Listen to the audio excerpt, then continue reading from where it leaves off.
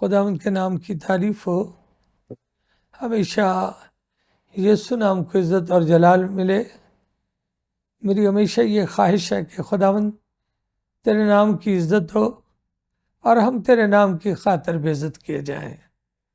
खुदा के कलाम में मरकूम है कि जब रसूलों को, खुदावंद के शागिर्दों को, ईमानदारों को सताते थे तो वो खुश होते थे, उछलते थे। इसलिए खुदावंद यीशु मसीह ने, मुनज्जी आलमीन ने फरमाया कि मेरे नाम से जब लोग तुम्हें सताए तो खुश होना। और ये भी लिखा है कि जो आखिर तक बर्दाश्त करेगा वो ज़िंदगी का ताज पाएगा, हमेशा की ज़िंदगी पाएगा। मगर ये कौन लोग कर गुजरते हैं? वो लोग जिन्हें, जो अपने आप खुदावंद को देते हैं, जिन्हें खुदावंद चुन लेता है। जैसे कि यूहन्ना की रसूल की अंजील में मरकूम है 15 बाब की 16 आयत में। यूहन्ना की अंजील वो अंजील है कि जो गैर कौमों के लिए, यानी मेरे और आपके लिए लिखी गई। कभी खुदा ने वक्त दिया तो इसकी वजाहत करेंगे कि ये चारों अनाजील किस किस को लिखी गई। तो यूहन्ना की अंजील मुकद्दस में ये मरकूम है कि यूहन्ना 15 बाब उसकी 16 आयत, तुमने मुझे नहीं चुना बल्कि मैंने तुम्हें चुन लिया और तुमको मुकर्रर किया कि जाकर फल लाओ और तुम्हारा फल कायम रहे, ताकि मेरे नाम से जो कुछ बाप से मांगो वो तुमको दे। मैं इस वक्त बैंकॉक में हूँ, 8 सितंबर है। खुदावंद अपने जलाल के लिए इस्तेमाल फरमा रहा है। आप मेरा नाम जानते हैं, रेवरेंड चांद बाबा, यूके से हूँ। मैं कहना ये चाहता हूँ कि कुछ लोग बुलाए नहीं होते, जो बुलाए नहीं होते वो भटक भी जाते हैं, जो बुलाए नहीं होते वो वापस भी लौट जाते हैं, जो बुलाए नहीं होते उनको दिलचस्पी भी नहीं होती कलाम से। तो मेरे अजीजों, जो लोग बुलाए हुए होते हैं ना, जिन्हें इन बातों की परवाह नहीं होती, जो अपना आप खुदावंद को दे देते हैं, उसके खुदावंद के आशिक हो जाते हैं, दीवाने हो जाते हैं। वो लोग फिर परवाह नहीं करते कि उस नाम की खातिर बेइज्जत हो रहे हैं, उस नाम की खातिर सताए जा रहे हैं। आप जानते हैं कि मैं भी 47 ईयर्स को, बल्कि 13 अप्रैल को 47 हो गए, तो अब तो सितंबर है।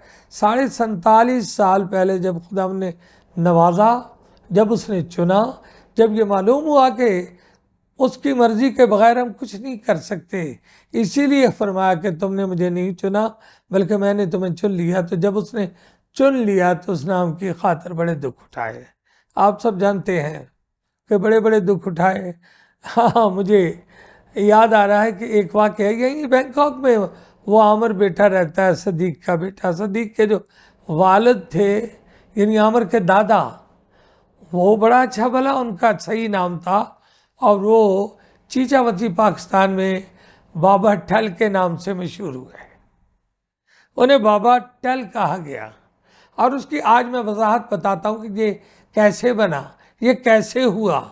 तो मेरे अजीज़ों, अरसा दराज की बात है कि कैंप मुबारक है मरी में, वहाँ खादमुद्दीन भी जाते हैं, दूसरे लोग भी जाते हैं। तो वो कैंप जो था 1 हफ्ते का, वो सिर्फ खादमों का कैंप था। वो खादमों का कैंप था, पास्टर ही थे। तो मेरे अजीज़ों, मैं बताना ये चाहता हूँ कि जब वो खादमों के कैंप में हम गए तो हम मीटिंग करते थे, इबादत करते थे, उसके बाद मरी घूमते थे, मरी भी देखते थे। मरी से हम गुजरे, मैं था, पादी हदायत साहब थे, घोटकी वाले, बड़े मशहूर थे, बड़ी आलिम शख्सियत थी। और मिचेल डेविड साहब थे जो अमेरिकन थे, रावलपिंडी में रहते थे। हम दिन को फिर आके शाम को लौट के जा रहे थे। तो मरी की माल रोड की मीटिंग्स, माल रोड से नीचे उतरे। जब नीचे उतरे तो वहाँ एक मस्जिद थी। उस मस्जिद में मैं हाथ साफ करने के लिए चला गया। जब मैं वहाँ हाथ साफ करने चला गया तो वहाँ के अलामा जो थे, मौलाना जो थे, वो जलालुद्दीन साहब थे। मौलाना जलालुद्दीन साहब उनका नाम था, जलालुद्दीन जलाल। तो मेरे अजीज़ों, वो अहमदियों के मौलवी थे, अहमदियों के मौलाना थे, मरज़इयों के मौलवी साहब थे। और यूँ हुआ कि जब मैं हाथ धोने के लिए वहाँ गया तो उन्होंने जब देखा तो मेरे गले में क्रॉस देख के, सलीब देख के उन्होंने बड़े गलत तरीके से बोले। मुझे कहा कि काफिर होकर तो मस्जिद में क्यों आया? मैंने कहा मस्जिद तो खुदा का घर है, सभी आ सकते हैं। आपकी नज़र में खुदा का ये घर है, जैसे हम चर्च को खुदा का घर कहते हैं, आप इसे खुदा का घर कहते हो। और मैंने कहा कि मुझे नहीं मालूम था कि ये अहमदी है, मरज़ई है। बहस व तकरार शुरू हो गई। तो मैंने कहा भाई अब तेरे अगर ज़्यादा दिल में बात है तो यही है, सामने कैंप मुबारक है, वो शीशों वाली कोठी, उसमें आ जाओ। तो वो बड़े नडर थे, क्योंकि अहमदी तो डिबेट करने में पैसा फेंक के लड़ाई लेते हैं। तो वो जी हदीस और कुरान लेकर मेरे साथ चले गए। जब वहाँ गए तो बात होती रही, शाम का वक्त था, अभी शाम के 5-6 मर के बजे थे, रात 10:30 बज गए। जब रात 10:30 बजे तो मैंने उनको और तो कुछ नहीं कहा, मैंने उन्हें कहा कि तुमने खुदा के हजूर हाजिर होना, बता कि यीशु के पास ज़िंदगी है या नहीं। मैंने कहा कोई ऐसी हस्ती है जिसने कहा कि मैं दोबारा आऊँगा? किसी ने कहा कि मैं तुम्हें साथ लेके जाऊँगा? मैंने कहा यूहन्ना 14 बाब उसकी 2 और 3 आयत में है कि खुदावंद यीशु अल मसीह ने फरमाया मैं जाता हूँ ताकि तुम्हारे लिए जगह तैयार करूँ, फिर आकर तुम्हें अपने साथ ले लूँगा, ताकि जहाँ मैं हूँ तुम भी हो।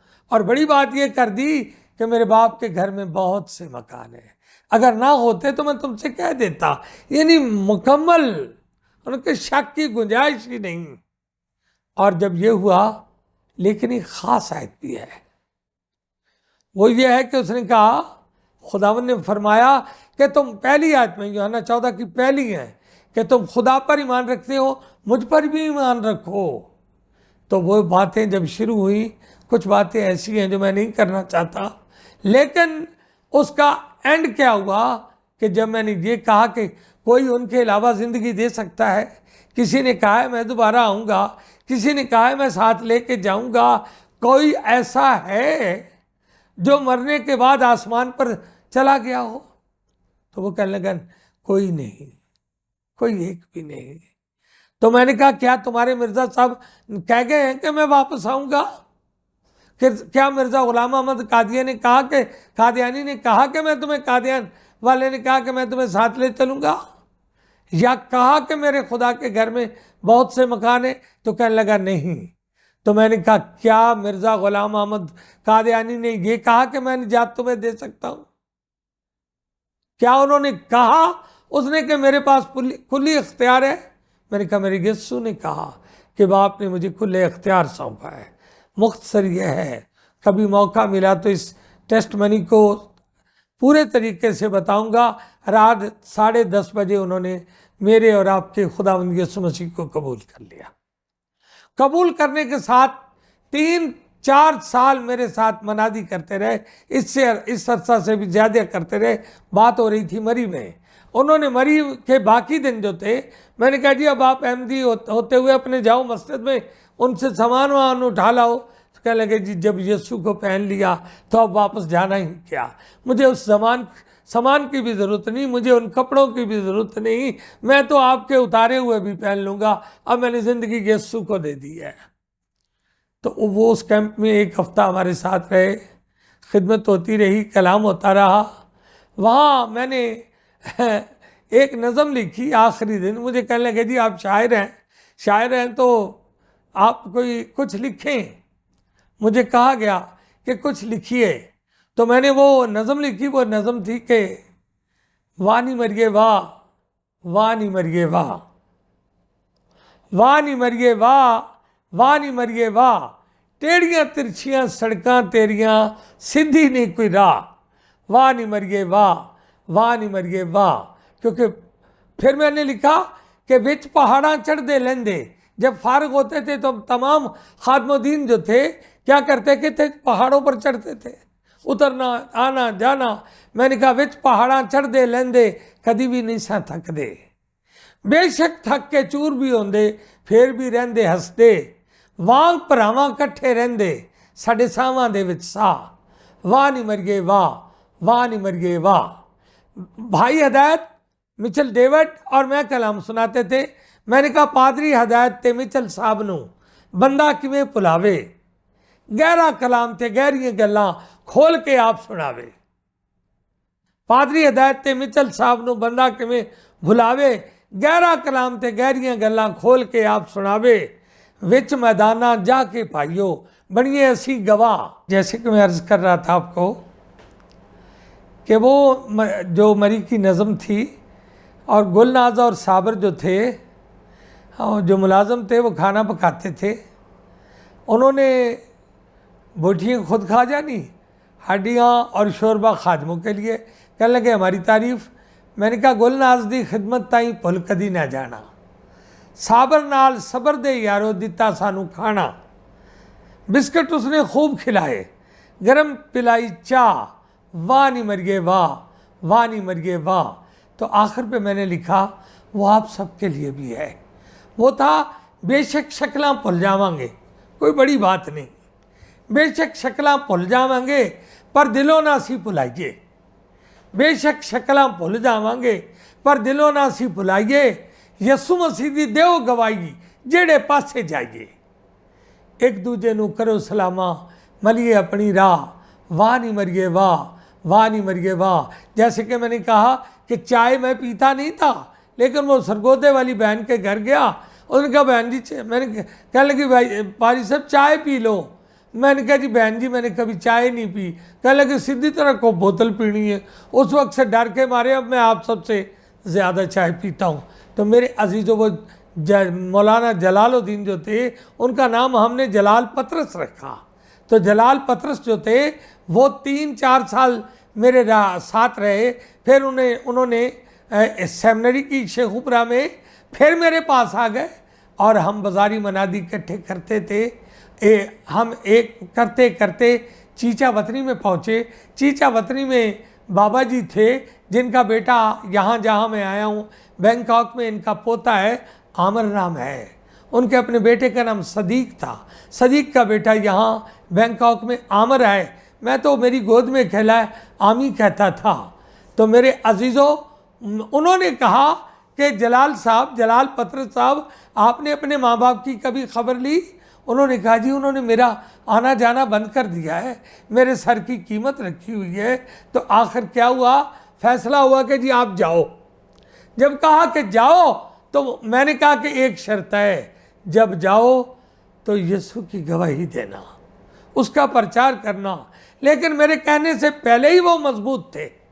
जब वो वहाँ गए, जाते ही गांव वालों ने पकड़ लिया, गांव वालों ने मारा, मुंह काला कर दिया, गधे पे बिठा दिया और वो कुत्ते जिस बर्तन में कुत्ते को पानी डालते हैं कुत्ता वो पानी रख दिया कि यहाँ से पानी पी। और जब ऐसा हुआ तो उस गांव में एक क्रिश्चियन था जो भाग के आया चीचा वतनी में। उसने कहा कि बाबा जी आपके घर सुना चांद बाबा आए हैं, मुझे जलाल पतरस ने भेजा है। जब ये कहा तो मैंने कहा बाबा जी अब इम्तिहान का मौका आ गया है, अब गवाही देने का मौका आ गया है, अब यीशु के सिपाही को बचाने का मौका आ गया है। तो बाबा जी ने कहा कि कैसे चलें? आमर के दादा ने। मैंने कहा जी तैयार हो जाएं। हमने 2 लंबे लंबे चोगे लिए। चोगे लेके बाबा जी ने भी यहाँ टल बांध लिए जो बहुत आवाज़ देते हैं, घंटियाँ बांध ली, पाँव में घुंघरू डाल लिए, मैंने भी डाल लिए, लंबा चोगा पहन लिया, भीख मांगने वाले हम बन गए। यहाँ मैंने वो थैला डाल लिया जिसमें आटा लेना था। मैंने कहा जी कोई घर हमने छोड़ना नहीं। हम हर घर पर भीख मांगते रहे और उस बाबा टल जो थे वो ढोल बजाते थे। बजाना तो नहीं आता था, वो ढोल बजाते गए और मैं और बाबा जी नाचते नाचते गांव के अंदर दाखिल हो गए। तो लोगों के लिए हैरानगी की बात ये थी कि लंबे लंबे बालों वाला लड़का, खूबसूरत लड़का, रंग साफ है और ये भी नाच रहा है और ये क्या वाकई फ़कीर है? लेकिन खुदावंद अपना काम करता है बड़े लोग सब कटाई के लिए, गंदम का मौसम था, कटाई के लिए गए। हम हर घर से भीख लेते रहे, आटे से थैला भर गया। जब भर गया, एक दरवाजे के सामने हम गुजरे तो वहाँ वो दरवाज़ा जो था उसको ताला लगा था। तो मैं, बाबा जी ने कहा इधर तो ताला है, कोई है ही नहीं। तो मैंने कहा बाबा जी इधर मुझे शक है, मेरे खुदावंद की रूह मुझे बता रही है कि यहाँ ज़रूर होंगे जलाल पतरस। तो बाबा जी ने क्या किया, ज़ोर से चिमटा बजाया। मैंने कहा चिमटे को छोड़ दें, अब ये ढोल बजाएं। उन्होंने जब ज़ोर से ढोल बजाया तो मैंने वो ताला तोड़ दिया और मैंने आवाज़ दी तो अंदर से आवाज़ आई कि चांद बाबा जी मैं अंदर हूँ। तो मैंने कहा जी अब ऐसी बात है कि अगर जलाल को कोई मारना चाहे तो मुझे मार दे, हमने जलाल को बचाना है। मैंने अपना चोगा उसको दे दिया, उसके कपड़े पहन के मैं और आधा घंटा अंदर ठहरा रहा और वो बाबा जी और वो नाचते हुए उसी तरह निकल गया, सर पे कपड़ा ले लिया और मेरे वाला चोगा पहन के वो जब वो निकल गए तो वहाँ ये था कि एक खुदा का बंदा, जो मैं कह सकता हूँ कि शायद वो डर महसूस करे कि मेरा नाम क्यों ले दिया। मैं उसका चलो नाम नहीं बताता, वो टैक्सी लेके गांव के बाहर खड़ा था तो मैं भी आ गया उनके पीछे। पहले वो मेरे लिए परेशान थे कि शायद पकड़ा गया, मगर वो जब बैठ गए गाड़ी के अंदर तो मेरी ये दुआ थी कि मैं पकड़ा जाऊं तो पकड़ा जाऊं, खुदा के बंदे को तू खुदावंद बचा ले, वो तेरा बंदा है। तो टैक्सी में हम बैठे और निकल आए तो फिर चीचा वतनी के लोगों ने आमिर के दादा का नाम भूल गया, उनके आज भी उनको बाबा टल कहते हैं। कई अलकाब ऐसे होते हैं इसलिए मिलते हैं मेरे अजीज़ों जो बायस इज़्ज़त होते हैं, खुदावंद यीशु मसीह के लिए बायस इज़्ज़त गिने जाते हैं। फिर जलाल पतरस और मजबूत हो गए और खुदावंद में मजबूत हो गए और फिर उस हस्ती ने मेरे साथ जगह जगह मारे खाई, जगह जगह दुख देखे, सब कुछ देखा और खुदावंद के नाम को वो इज़्ज़त और जलाल देता रहा। ये मेरे अजीज़ों वो लोग करते हैं जिनको खुदावंद चुन लेता है। जैसे कि मैंने पढ़ा यूहन्ना 15:16 में कि तुमने मुझे नहीं चुना बल्कि मैंने तुम्हें चुन लिया। तो चूंकि उसने हमें चुना हुआ था, वो अपने बंदा जलाल पतरस को निकाल के ले आया है और वो चुनता उस वक्त है जब हम खुदावंद को अपना आप देते हैं। आज वक्त है, अगर किसी ने अपना आप यीशु को नहीं दिया तो दे दीजिए, ताकि खुदावंद आपको वहाँ पहुँचाए जहाँ पहुँचाने का उसने वादा किया है कि मैं जहाँ तुम हो मैं भी हूँ। लेकिन उसके लिए एक ही शर्त है, जैसे मैंने शुरू में कहा यूहन्ना 14:15 में कि तुम खुदा पर ईमान रखते हो, मुझ पर भी ईमान रखो।